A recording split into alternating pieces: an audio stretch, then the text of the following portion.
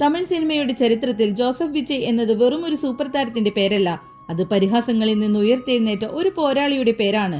നിശബ്ദതയെ ആയുധമാക്കിയ മനുഷ്യന്റെ പേരാണ്. ഇന്ന് തമിഴ്നാടിന്റെ മുഖ്യമന്ത്രിയായി ജനങ്ങൾക്ക് മുന്നിൽ നിൽക്കുന്ന ഒരു ജനനായകന്റെ പേരാണ്. 1974 ജൂൺ 22 പ്രശസ്ത സംവിധായകൻ S. ചന്ദ്രശേഖരന്റെയും ശോഭ ചന്ദ്രശേഖരന്റെയും മകനായി വിജയ് ജനിച്ചത്.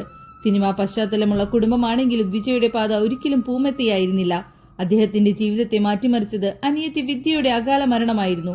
ആ വലിയ നഷ്ടത്തിനു ശേഷം വിജയ് കൂടുതൽ നിശബ്ദനായി. പക്ഷേ ആ നിശബ്ദതയ്ക്കുള്ളിൽ ഒരു വലിയ അഗ്നി പുകയുന്നുണ്ടായിരുന്നു. ലോകം പിന്നീട് ദളപതി എന്ന് വിളിച്ച നായകന്റെ കരുത്ത് അവിടെയാണ് രൂപപ്പെട്ടത്. 1992 നാളെ തീർപ്പ് എന്ന സിനിമയിലൂടെ നായകനായി അരങ്ങേറിയപ്പോൾ വിജയെ പലരും ക്രൂരമായി പരിഹസിച്ചു. നായകനാകാൻ ലുക്കില്ല, നിറമില്ല, ശബ്ദമില്ല, ഇവൻ സിനിമയിൽ നിലനിൽക്കില്ല. അന്ന് സോഷ്യൽ മീഡിയ ഇല്ലായിരുന്നിട്ടും അധിക്ഷേപങ്ങൾക്ക് കുറവൊന്നും ഉണ്ടായിരുന്നില്ല. എന്നാൽ വിജയ് ഒന്നിനും മറുപടി നൽകിയില്ല. അദ്ദേഹം പിന്നീട് പറഞ്ഞ വാക്കുകൾ അദ്ദേഹത്തിന്റെ ജീവിതത്തിന്റെ തന്നെ സന്ദേശമായി മാറി.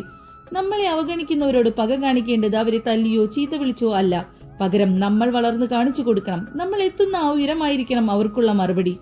പൂവെ ഉണക്കാകെ എന്ന ചിത്രം വിജയുടെ കരിയറിലെ വലിയ വഴിത്തിരിവായി. അതിനുശേഷം അദ്ദേഹം വെറും ഒരു ആക്ഷൻ ഹീറോ മാത്രമല്ല, കുടുംബങ്ങളുടെ പ്രിയപ്പെട്ടവനായി മാറി.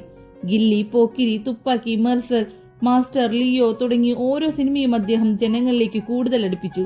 പരാജയങ്ങൾ ഉണ്ടായപ്പോഴെല്ലാം ഫിനിക്സ് പക്ഷിയെ പോലെ അദ്ദേഹം കരുത്തോടെ തിരിച്ചു വന്നു. സിനിമയിലെ ഡയലോഗുകളിൽ ഒതുങ്ങാതെ സാമൂഹ്യ വിഷയങ്ങളിൽ വിജയ് ഇടപെട്ടു തുടങ്ങി. വിദ്യാർത്ഥികളെ നേരിട്ട് കാണുന്നതും ഉന്നത വിജയം നേടിയ കുട്ടികളെ ആദരിക്കുന്നതുമെല്ലാം അദ്ദേഹത്തിന് ജനങ്ങൾക്കിടയിൽ വലിയ സ്വീകാര്യത നൽകി. 2024 തമിഴ് വെട്രിക്കഴകം എന്ന പാർട്ടി പ്രഖ്യാപിച്ചുകൊണ്ട് അദ്ദേഹം പറഞ്ഞ വാക്കുകൾ തമിഴ് രാഷ്ട്രീയത്തെ പിടിച്ചുലച്ചു. എനിക്കിനി സിനിമയേക്കാൾ പ്രധാനം ജനങ്ങളാണ്. കോടികളുടെ പ്രതിഫലവും സിനിമയിലെ അജയ്യമായ സ്ഥാനം വേണ്ടെന്ന് വെച്ചാണ് അദ്ദേഹം ജനസേവനത്തിന് ഇറങ്ങിയത്. 2026 തമിഴ്നാട് നിയമസഭാ തെരഞ്ഞെടുപ്പ് ഒരു രാഷ്ട്രീയ മാറ്റത്തിന്റെ വിളംബരമായിരുന്നു.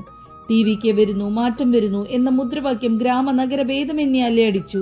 അഴിമതിക്കെതിരെയുള്ള പോരാട്ടം, യുവാക്കൾക്ക് തൊഴിൽ, മദ്യവിമുക്ത സമൂഹം തുടങ്ങിയ വാഗ്ദാനങ്ങൾ ജനങ്ങൾ ഹൃദയത്തിൽ ഏറ്റുവാങ്ങി. ഭരണത്തിലേറിയാൽ ഉടൻ 700 മദ്യശാലകൾ ഘട്ടമട്ടമായി പൂട്ടുമെന്ന പ്രഖ്യാപനം വലിയ ജനപിന്തുണ നേടി.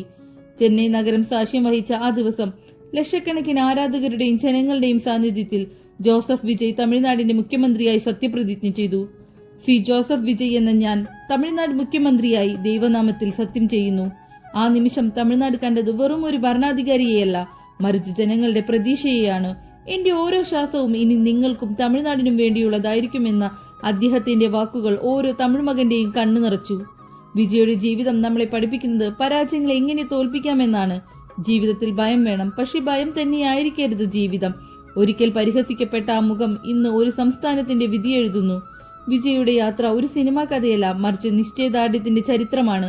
അവഗണനകളിൽ നിന്ന് അംഗീകാരത്തിലേക്ക്, പരിഹാസങ്ങളിൽ നിന്ന് അധികാരത്തിലേക്കുമുള്ള ആ യാത്ര ഓരോ സാധാരണക്കാരനും ആവേശമാണ്.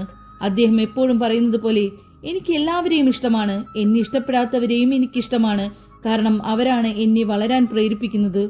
വിജയ് എന്നത് വെറും ഒരു പേരല്ല, അത് പൊരുതി ജയിക്കാൻ പഠിപ്പിക്കുന്ന ഒരു വികാരമാണ്.